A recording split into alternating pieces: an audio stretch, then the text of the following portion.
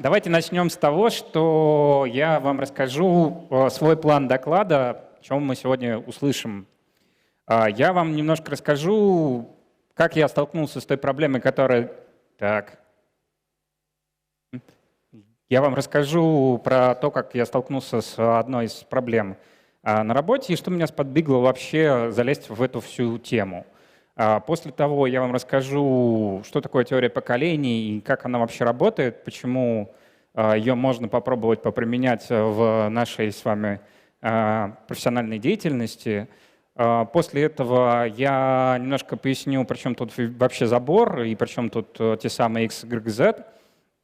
Потом мы с вами поговорим, что с этим всем можно делать, как сделать это полезным для вашей работы.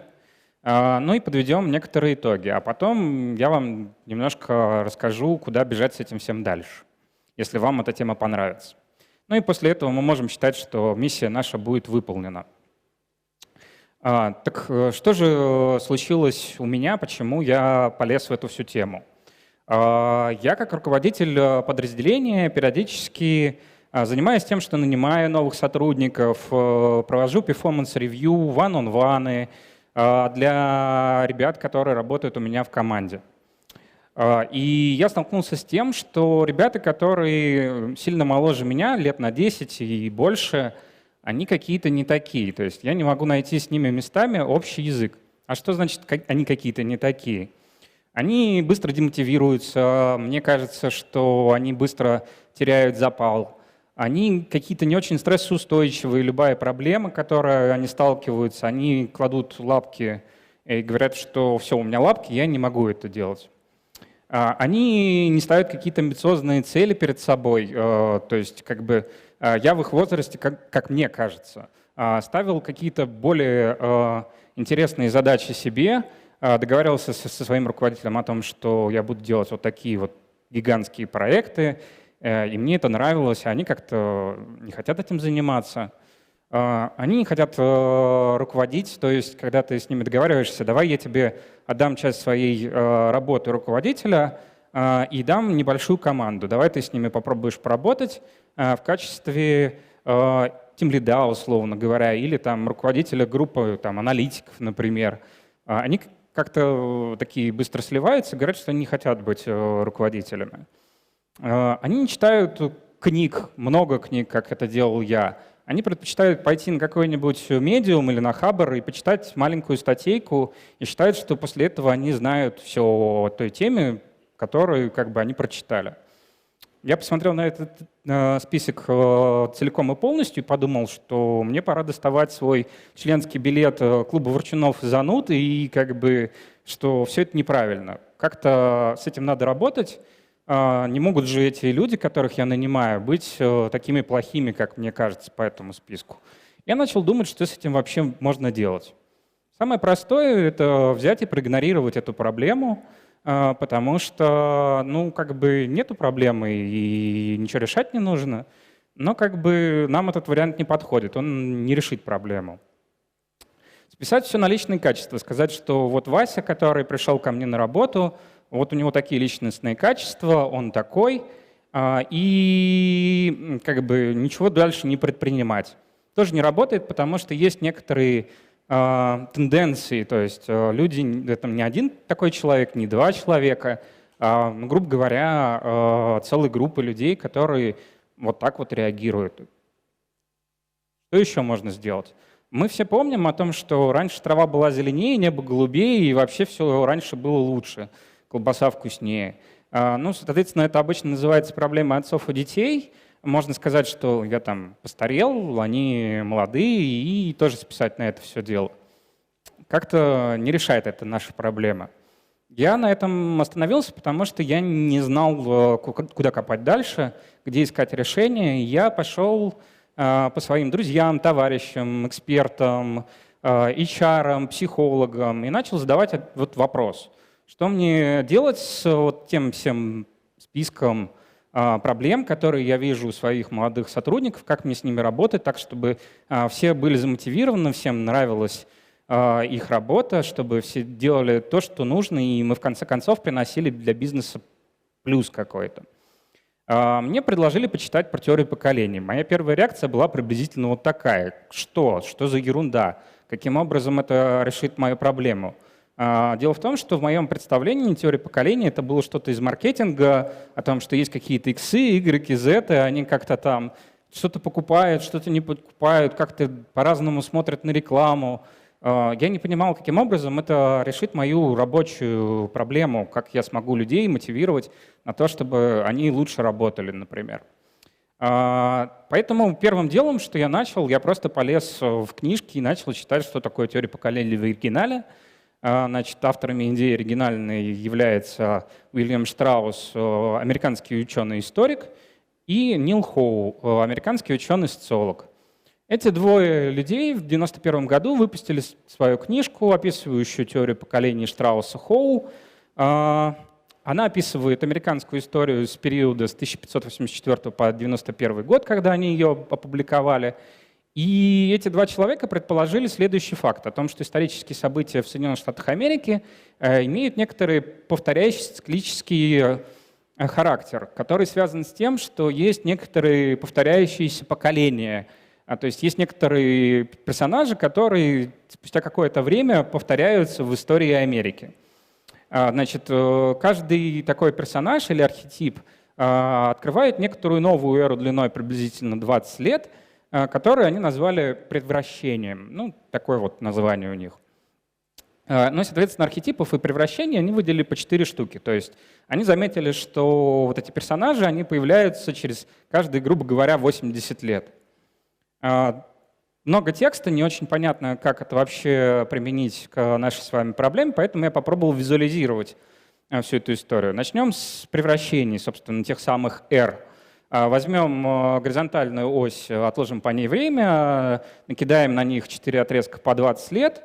Дальше введем ось Y, на которой авторы предлагают отложить, грубо говоря, две противоположные с точки зрения этих авторов характеристики государства. В одном случае они говорят о том, что в государстве все люди живут максимально как отдельные индивиды, никак между собой не взаимодействуют, но при этом максимально проявляют свою какую-то индивидуальную черту. Они уникальные какие-то, не такие, как все вокруг.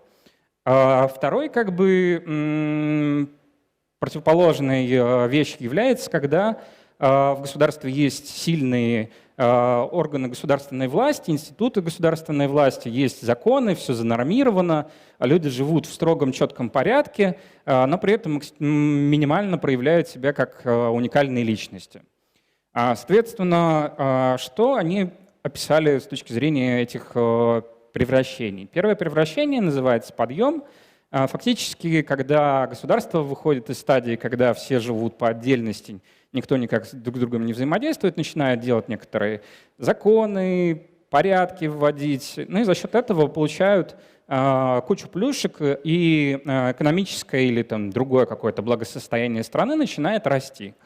Следующим превращением является пробуждение. Это когда фактически государство входит в некоторое состояние насыщения, у вас начинают очень сильно работать различные институты государственной власти, там бесплатная медицина, например, или хорошая медицина, законы, суды и все остальное. И как бы все государства приходят в некоторую золотую эру своего максимально возможного развития в данный период времени.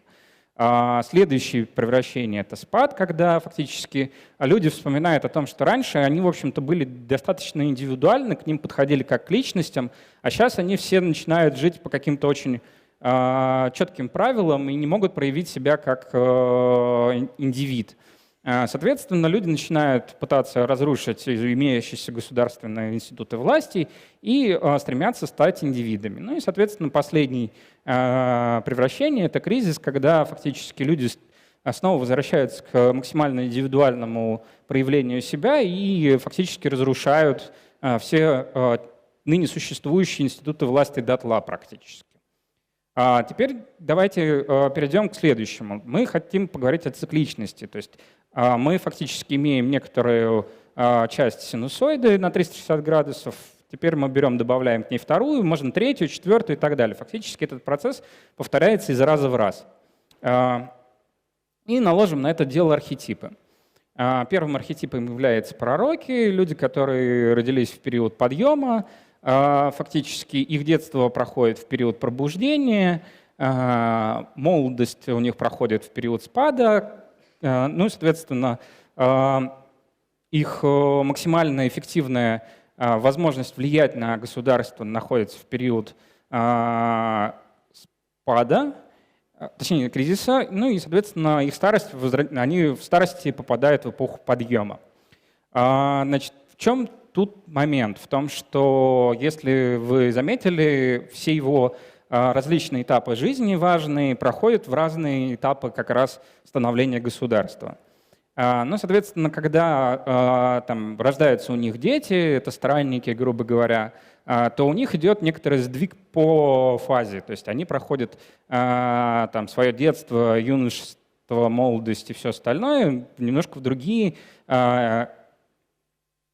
этапы становления государства. Это влияет таким образом, что фактически люди думают об одних и тех же вещах в совершенно разных разрезах. То есть там пророки и странники на одни и те же вещи смотрят совершенно разными глазами.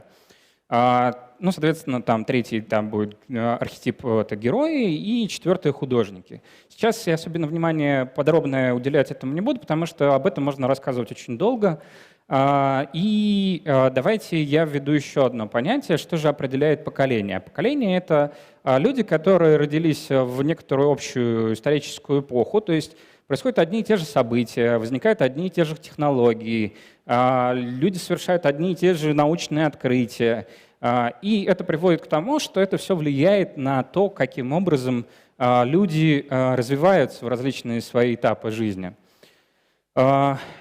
У поколения есть некоторые общие убеждения и модели поведения. То есть за счет того, что они росли и становились в одни и те же исторические периоды, они начинают оценивать одни и те же вещи одинаково. Ну, например, они любят одинаковые там, типы музыки, они одинаково, там, например, становятся хиппи или, наоборот, строят БАМ, условно говоря.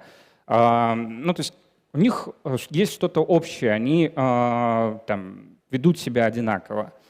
Ну и, соответственно, представители поколений разделяют чувство принадлежности к этому самому поколению. Ну, например, вы могли, наверное, слышать периодически от своих бабушек там, или от родителей высказывания о том, что вот мы были такими, а вы вот другие какие-то. Ну, соответственно, получается, что вот это вот «мы» собирательное — это фактически причисление себя к некоторой группе лиц по возрастному признаку. Вот. И теперь давайте наложим современные поколения, которые есть на рынке труда, на те самые архетипы и превращения, которые я показывал ранее. Самыми первыми являются фактически бэби-бумеры, пророки. Это люди, которые родились где-то с 43 по 63 год. Грубо говоря, это люди, которые застали полет Юрия Гагарина, там, полета Аполлона и все прочее. Это те люди, которые считают, что если очень захотеть, то всего можно достигнуть. Да, бэби-бумеров сейчас практически нету на рынке труда. В основном это либо, грубо говоря, там, уборщица баба Маня, либо обычно это какой-нибудь владелец бизнеса, судов и пароходов.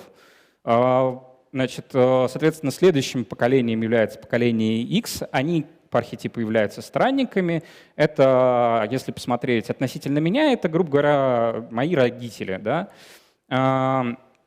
Это люди, которые в основном в детстве не знали, что такое там, контроль их родителей. Они сами ходили в школу, они сами себе разогревали еду, они сами занимались своим развлечением, они сами делали все, что им необходимо было. Поэтому довольно часто поколению X приписывается то, что они очень самостоятельные, любят руководить, организовывать и все остальное. Следующим поколением является поколение Y. Это люди, которые родились с 83 по 2003 год. Это, грубо говоря, мое поколение.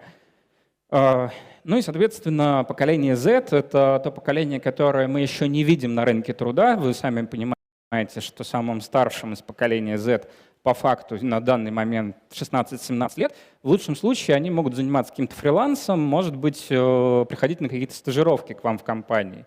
Но это те люди, которые будут наполнять ваши команды там, через буквально 2-3 года. Они закончат там, первые курсы университета и придут к вам наниматься там, кодерами или аналитиками или еще кем-то. Смотрите, какая еще интересная вещь. О том, что поколение Y, оно, например, там 20 лет, да, то есть с 83 по 2003. Есть я, Антон, который родился в 86 году, условно говоря, буквально в самом начале этого поколения Y. И есть некоторый Миша, который родился, грубо говоря, в 2000 году. Вот смотрите, какая штука. Разница между мной и Мишей 14 лет. При этом мне до иксов 3 года, а Мише до зетов 3 года, грубо говоря. Какова вероятность того, что мы с Мишей настолько одинаковые, что там, сильно я отличаюсь, например, то есть, как бы, я отличаюсь от иксов, наверное, меньше, чем я с Мишей. И Миша, соответственно, также отличается от зетов меньше, чем отличается от меня. Ну, просто потому, что между нами 14 лет, и за это время сильно поменялись технологии. То есть если у меня были первые компьютеры в первых классах, и это были компьютеры, которые запускались аудиокассет, грубо говоря, программы считывали, то Миша вряд ли помнит те времена, когда у людей не было мобильников и не было интернета дома, грубо говоря. Получается, что на самом деле границы поколений, они нечеткие. То есть в многих источниках литературы написано о том, что стоит подходить к границам как-то так, плюс-минус 3-5 лет. Ну и, соответственно, меня частично можно отнести к иксам, а Мишу можно отнести к зетам. Так вот, давайте вернемся все-таки к стене, причем тут вся эта стена и причем тут хуз.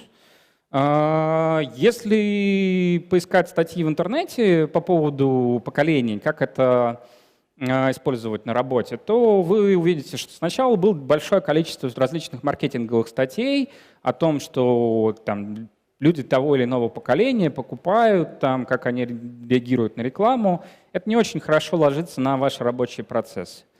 Следующим как бы, направлением, которое вы увидите количество статей, это будет, скорее всего, HR-статьи, которые будут вам рассказывать о том, как, грубо говоря, один банк нанимал зетов, о том, как другая пчелиная компания там тоже работала с поколениями у себя внутри. И куча других статей, в основном даже скорее не на русском языке, а на английском языке. Ну и дальше пойдут всякие статьи там, на Хабре, когда один человек, пригласив всего одну студентку к себе на работу, начинает учить нас, как работать с зетами, только по одному фактически представителю этой группы. Потом вы увидите другие статьи, где представители этого поколения говорят, что это все неправда и все не так. Но как бы все это выглядит как некоторая стена, на которой написано неприличное слово. Почему это так? Да потому что большинство этих статей имеют кучу минусов. В них мало цифр, в них нету ссылок на источники, откуда они берут те или иные умозаключения. Они, как правило, имеют некоторую привязанность к той или иной компании. То есть, когда, например, Google вам пишет о том, что как у них отличаются X и Y, то вы должны понимать о том, что они на самом деле выбирают не из поколения X и Y, они выбирают из тех людей, которые они наняли себе. То есть выборка изначально смещена, и данные не совсем корректны с точки зрения всех поколений. Ну и плюс исследователи, то есть как бы любое исследование проводит человек, он является представителем того или иного поколения. И отношение между поколениями зависит от того, к какому поколению относится исследователь, о каком поколении он пишет. Например, я вам приведу пример из одного из интересных исследований, которое я нашел.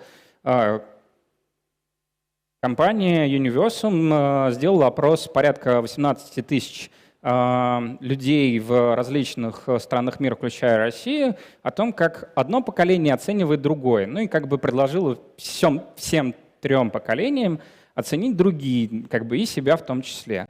Если взять то, как оценивают зетов, то вы видите, что lazy или ленивые, грубо говоря, это основной тег, который употребляют абсолютно все поколения по отношению к зетам. Но при этом у зетов уже есть такие теги, как замотивированные, тяжело работающие и амбициозные люди. Давайте акцентируем внимание на том, что все назвали зетов ленивыми. Давайте посмотрим на игроков. Тут мы видим, что игроки и иксы называют игроков тоже ленивыми, но зеты уже считают игроков много работающими, замотивированными, хорошими и так далее.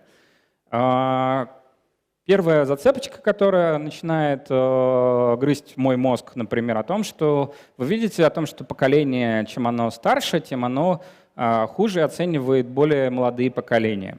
Так ли это дальше? То есть давайте проверим, тренд этот выполняется или нет. Возьмем уже, как оценивают иксов. И тут мы видим с вами о том, что иксов все оценивают как амбициозных, опытных, много работающих, занятых и так далее. Но тут есть еще один интересный момент о том, что игроки из Z называют иксов уставшими. Что это нам дает? Это нам дает то, что на самом деле, когда вы пытаетесь исследовать то, как нужно там работать с зетами и так далее, по-хорошему нужно строить не с своей точки зрения, как вам кажется, как эти люди работают, а задать вопрос, грубо говоря, представителям самого этого поколения о том, как они считают, какие они, и посмотреть на эту проблему с разных сторон. Так как мы это можем все использовать у нас с вами на работе? Составим план действий. Первое, что нам нужно, это сформулировать ту самую проблему, которую мы хотим с вами порешать на границе между представителями различных поколений. Второе. Я предложил вам сначала поискать некоторые результаты исследований, которые могли бы вам сэкономить время и не заставлять вас собирать долгие и большое количество результатов исследований. То есть поищите в интернете, возможно, есть какие-то крупные исследования с большим количеством опрошенных лиц, которые дадут вам первоначальную информацию. Или поспрашивайте у своих коллег. Довольно часто я, например, прихожу к своим тимлидам и говорю, там, Дим, например, а ты замечал какую-то вот такую вещь, например, там, что младшим ребятам нужно нарезать задачки помельче, они с ними лучше справляются.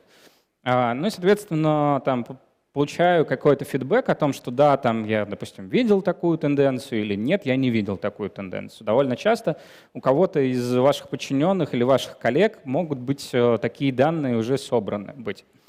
После того, как мы с вами сформулировали проблему и поискали результаты исследований, то хорошо бы перейти к так называемому продуктовому циклу, то есть построить некоторую гипотезу, которую вы хотите проверить, то есть, допустим, ту самую проблему о работе с подчиненными описать в виде некоторой измеримой гипотезы, дальше вы ее апробируете, собираете данные и делаете выводы. Ну и так идет по циклу.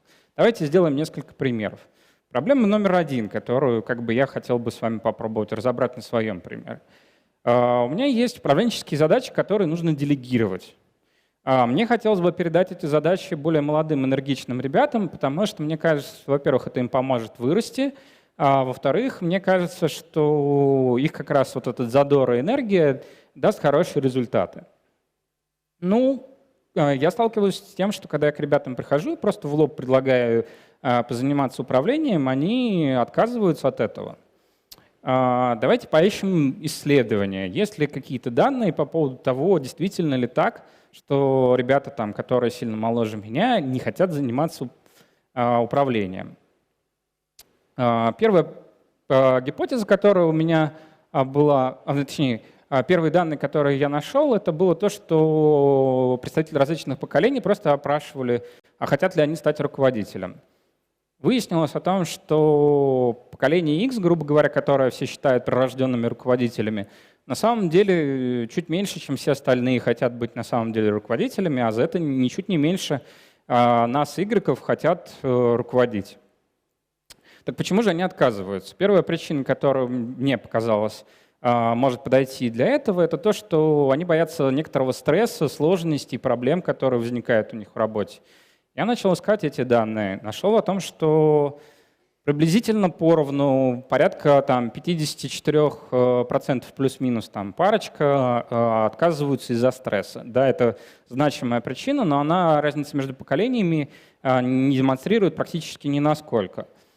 Так, может быть, еще какая-то другая проблема? Я почитал статьи, и очень часто различные психологи говорят о том, что поколение Z якобы очень бережется за свой work-life balance и хотят больше проводить времени с семьей, заниматься собой и немного работать. Так ли это на самом деле? Я поискал данные. Нашел, что, оказывается, нет.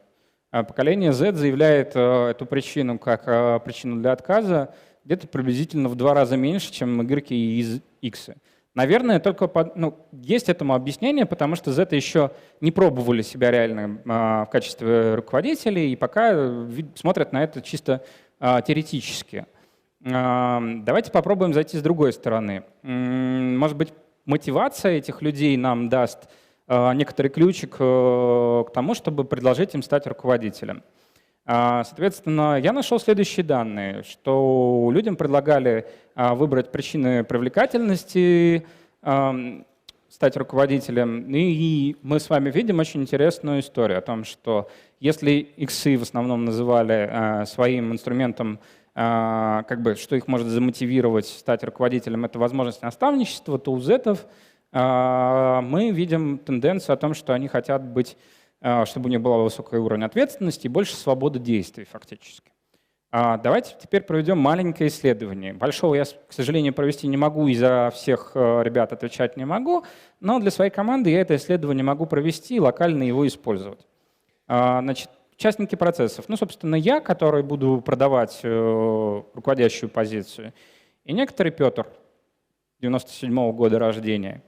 Соответственно, я Петру подошел и предложил фактически не как обычно продавал эту историю, а подошел к нему с попыткой продать через мотиваторы поколения Z. Я ему сказал о том, что у него больше свободы будет, он сможет принимать решения, как ему делать, что делать, почему делать.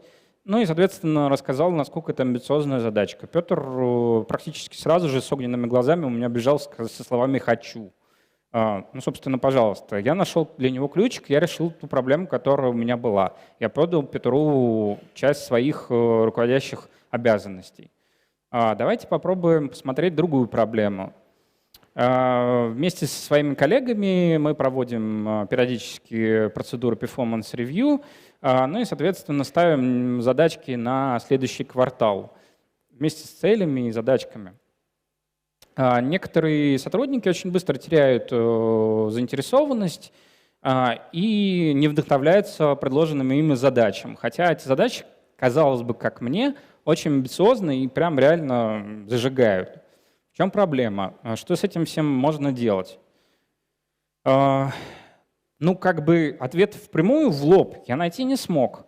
Но я смог найти следующую вещь о том, что ребята разных поколений испытывают разные ожидания от руководителя с точки зрения его стиля управления. Мы видим о том, что иксы и игреки любят, когда у них богатая, обильная обратная связь. Я тоже, в общем-то, очень люблю обратную связь. Я часто хожу к своему руководителю и говорю, все ли у меня хорошо, чтобы он порекомендовал мне поразвивать, поделать и все остальное. А вот зеты любят некоторый позитивный настрой, то есть им нужно рассказывать о том, что все хорошо, все замечательно, ты сделаешь, все будет вообще зашибись. У них явный перевес идет в четкие цели, то есть им нужно больше конкретики, эти цели должны быть более понятные, быстро достижимые и так далее. Соответственно, я тут решил провести чуть более сложный эксперимент. Я взял 3 участников, собственно, себя, взял некоторого Геннадия 99-го года рождения, и для контрольной суммы для себя я пригласил Александра 90-го года рождения. Он вроде как не равен мне, но при этом он довольно далеко от Геннадия. Я начал с ними делать 2 коротких эксперимента. Первый был, я им дал очень коротенькие задачки, буквально на 1-2 недели максимум. Там было все очень сильно декомпозировано. и попросил их выполнить эти задачи. В результате я увидел, что Геннадий прям воодушевился, у него все начало получаться, он начал быстро решать эти задачки как орешки, а Александр загрустил, сказал, что, блин, я как-то раньше более самостоятельный был, ты часто лезешь ко мне в мои промежуточные результаты, мне это не нравится. Дальше я сделал второй эксперимент. Я дал им большие задачки, где-то на 1,5 месяца, и описал некоторый финальный результат, который они должны достигнуть, но не рассказал, каким образом. В результате получил другую историю о том, что Александр у меня воодушевился, он смог самостоятельно, долго и интересно творить, а Геннадий сказал, что он не понимает, как ему это сделать, и что это как бы его быстро демотивировало. Как бы попробовали 2 типа задачек, попробовали 2 разных состояния людей и поняли, что в принципе возможно, если ребятам, которые помоложе, давать маленькие задачки как бы с четкими целями, то они быстрее и лучше работают, больше себя чувствуют замотивированными. С Александром у меня, в принципе, до этого никаких эпизодов подобных не было. Ну и получилось, что я нашел каждому из них свой ключик. Какой же из этого всего набор сухих выводов мы можем сделать? Поколения различаются, хотя эти различия довольно часто не такие значительные, как, например, гендерные различия или географические различия. Объясню, что это значит. Ну, например, для того, чтобы замотивировать мужчину и женщину занять руководящую позицию, вам придется сделать существенно больше изменений в процессах и подходах, чем просто найти разницу между поколениями. Потому что просто банально мужчин и женщин как бы в детстве воспитывают по-разному, им разные ценности закладывают. Географически, ну, например, там, если сравнивать, например, какую-нибудь Индию, довольно часто там люди любят работать коллективным трудом, мало кто из них любит руководить. А если вы возьмете какую-нибудь Западную или Восточную Европу, то тут очень много амбициозных людей, которые хотят куда-нибудь побыстрее вырасти. А в результате получается, что ту же самую историю с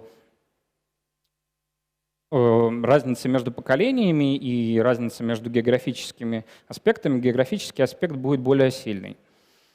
Конкретный человек — это не поколение, то есть нельзя взять человека, сказать, вот Ваня, он родился в таком-то году, значит, вот он такой, такой, такой, такой, такой, и для него работают вот такие вот законы в принципе.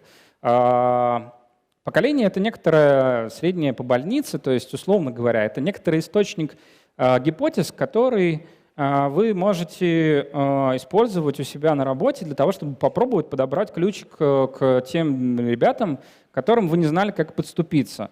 Но если вдруг окажется так, что данный конкретный человек не вписывается в конкретное поколение, это нормально, как бы не все мы точно такие же, нас не на фабрике делают, мы не все одинаковые. Ну, соответственно, теория поколений — это некоторый источник гипотез, который можно попробовать использовать у вас на работе для того, чтобы поговорить с ребятами. Исследования вокруг поколений, которые пишут различные маркетологи и HR, дают вам еще больше гипотез, но чем более размытую область этих гипотез мы с вами берем, тем больше нужно делать усилий для того, чтобы их проверять на практике. То есть без эксперимента брать на веру все то, что пишут в этих статьях, наверное, неправильно. Вы, скорее всего, поссоритесь со всеми своими ребятами и ничего хорошего не сделаете. Ну и, соответственно, осведомленность о различиях между поколениями. Если вы транслируете эту вещь в свою команду, если каждый представитель вашей команды будет знать о том, что поколения есть, и они отличаются, и у них разные подходы, и у них разные взгляды на одни и те же вещи, и что это нормально, это дает меньше негатива, это повышает эффективность работы в вашей команде. Ну, соответственно, если вам эта тема показалась интересной, поскольку у меня доклад достаточно короткий по времени и вводная, то вы можете посмотреть те конспекты, которые я рисовал для себя в процессе подготовки к этому докладу, можете почитать источники, те, которые есть у меня в докладах. Ну и, соответственно, ссылочка приведена, QR-код, там лежат материалы, и, возможно, они еще немножко обогатятся за следующие пару-тройку дней. Все, спасибо за внимание. Большое спасибо, Антон. Прежде всего от нас небольшой сувенир и почетная грамота. Не знаю, насколько с точки зрения теории поколений грамота ценна для тебя, но в целом это приятно повесить на стену. Друзья, пожалуйста, задавайте вопросы. У нас есть достаточно времени для того, чтобы ответить на, я надеюсь, большинство ваших вопросов. И, как всегда, лучший или самый интересный автор лучшего или самого интересного вопроса получит книгу. Спасибо за доклад. В общем, вопрос такой. Вот условный Геннадий, которому сейчас 20 лет, из поколения там, Z, ближе к нему, сейчас он выполняет микротаски лучше, чем большую задачу. Он так будет делать всегда на протяжении всей своей профессиональной деятельности? Или мы должны его как-то развивать и менять подход к нему? Отвечу. Да, поколения меняются со временем. То есть на самом деле мы с вами не остаемся точно такими же всю свою жизнь, да, то есть мы меняемся со временем. Но, скорее всего, из-за того, что есть некоторый тренд на то, что людям нравится быстро получать ачивки, что вот они сделали и сразу получили результат, это все равно будет сказываться как-то на их дальнейшей профессиональной карьере. То есть они чуть меньше будут любить большие сложные задачки, которые непонятно как делать, а больше будут любить там, где можно быстро нарисовать пайплан, например, достижений. Да, они это будут делать сами, то есть они вырастут чуть-чуть попозже, декомпозировать задачки они будут сами, не нужно будет за них это делать. Но, скорее всего, они будут это любить меньше, чем, грубо говоря, я, который там делал это изначально. Да. Вы рассматривали ситуацию, когда в команде есть люди младше, чем вы. А сталкивались вы с ситуацией, когда есть старший, причем достаточно намного старше? Смотрите, я в своем докладе не стал говорить про эту ситуацию, потому что у меня именно в команде подчиненных людей, относящихся к иксу, нету. Мой опыт нерелевантен будет, я не совсем честен буду, если буду рассказывать вам подобные примеры. Но у меня есть обратная история, когда у меня руководители есть из иксов, и зная некоторые особенности иксов, я, например, могу лучше продавать те идеи, которые у меня есть, я могу лучше описывать то, что им хочется получить от меня, и при этом получать больше то, что хочется мне, за счет того, что просто я знаю эти акценты, на которые они обращают внимание. Антон, спасибо за доклад. У меня вопрос такой. Ты правда делал выборку только одного человека из одного поколения или есть еще что-то? Смотрите, проблемы, которые приводил, да, это чисто для того, чтобы показать вам, как работает вот этот цикл из серии, как я работаю с этими гипотезами. Я знаю о том, что один человек — это не стат значимая величина с точки зрения выборки, и поэтому я не предлагаю вам брать те выводы, которые я делаю, у себя на работе, их применять в чистом виде. Просто когда вы работаете со своими более младшими или более старшими подчиненными, вы можете пробовать использовать те же самые инструменты, проводить приблизительно вот такой вот эксперимент и для себя фиксировать результат этого эксперимента. Тогда вы хотя бы будете знать всю информацию о вашей команде, но не факт, что это будет применимо за границами вашей команды. Вот и все. Поэтому те выводы, которые сделал я для себя, это не выводы для вас. Это скорее просто показать пример. Окей, спасибо.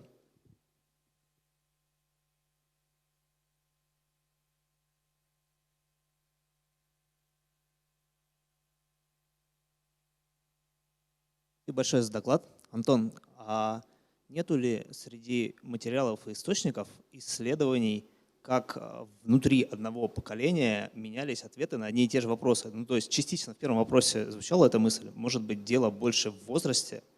Смотри, штука такая. У меня в источниках, если покопаетесь, там есть исследования, например, Deloitte, которые они проводят каждый год по рабочим каким-то вопросам, которые у них задают работодатели, и они консалтинговские отчеты делают на основе этих данных.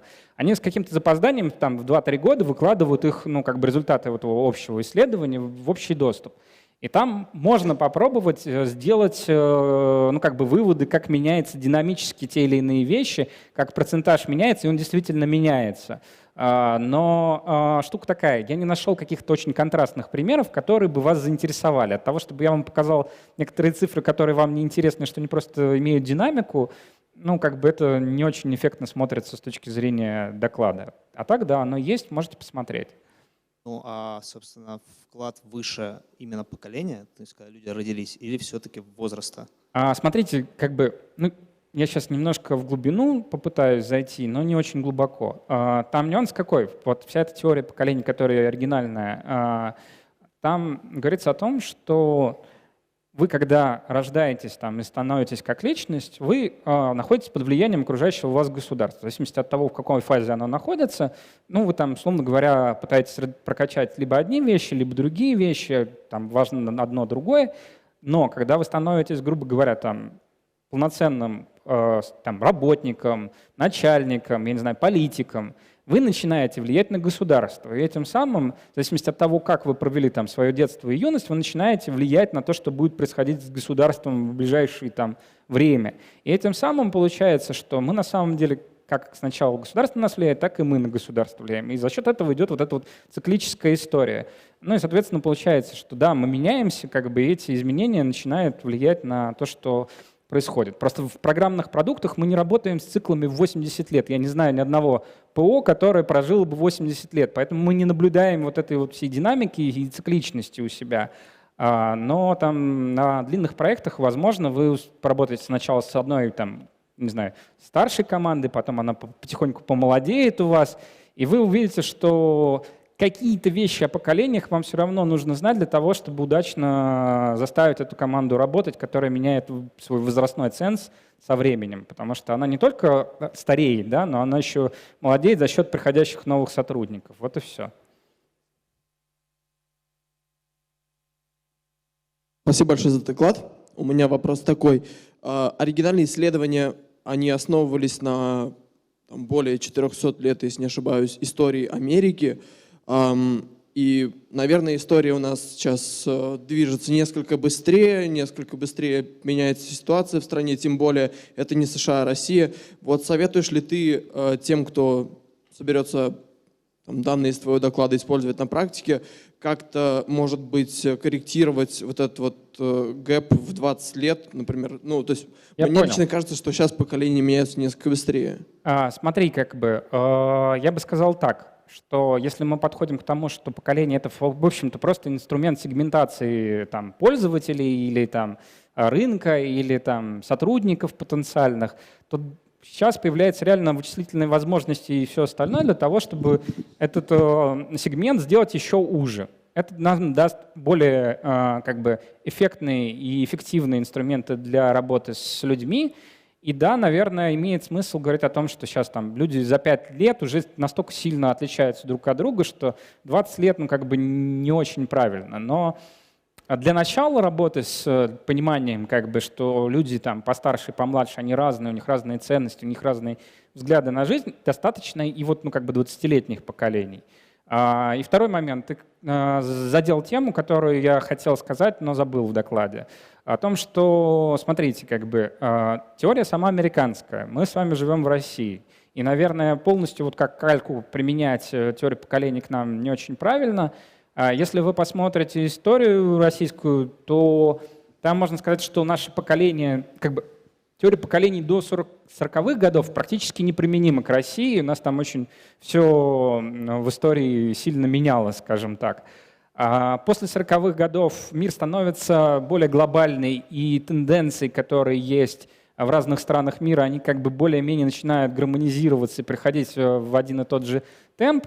Так вот, если в Штатах уже все шло там с темпом, грубо говоря, в 20 лет, то в России как раз идет тенденция о том, что, может быть, первое поколение имеет смысл рассматривать там 30-35 лет, грубо говоря, а современные поколения, они уже почти такие же, как американские, но даже немножко быстрее. То есть мы быстрее переходим в следующее поколение. И многие говорят о том, что у нас Z уже как бы на работу выходит. То есть они относятся не к 2003 году, а там, грубо говоря, к 97 году. Говорят, что вот граница там Z начинается на 97 году, и вот люди, которые после 97 года, они уже все Z у нас в России. Как бы, ну, это не точная наука. Там нету каких-то научных выводов, формул и всего остального. Это все так, типа, посмотрели, прикинули, сказали вот так вот. И все. Спасибо. Спасибо за доклад, очень интересная тема. У меня такой вопрос. Может быть, вот этих Это исследование, оно, конечно, довольно старое. Может быть, сейчас уже больше, может быть, есть какие-то исследования, которые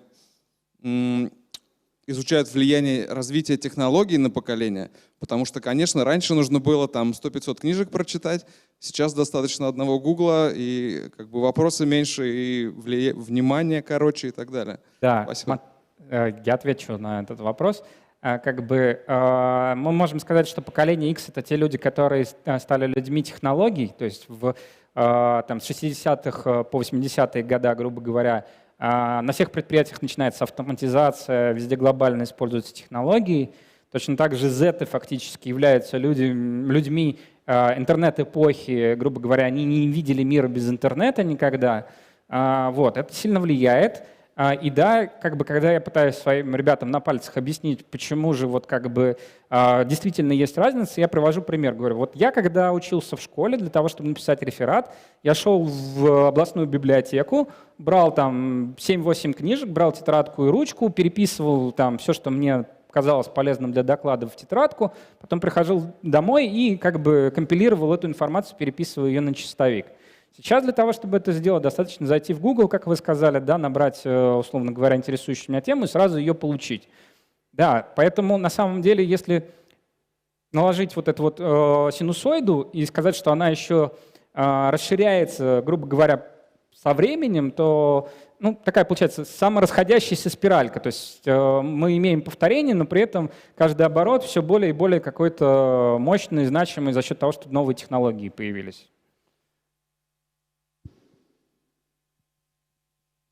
Есть еще вопросы?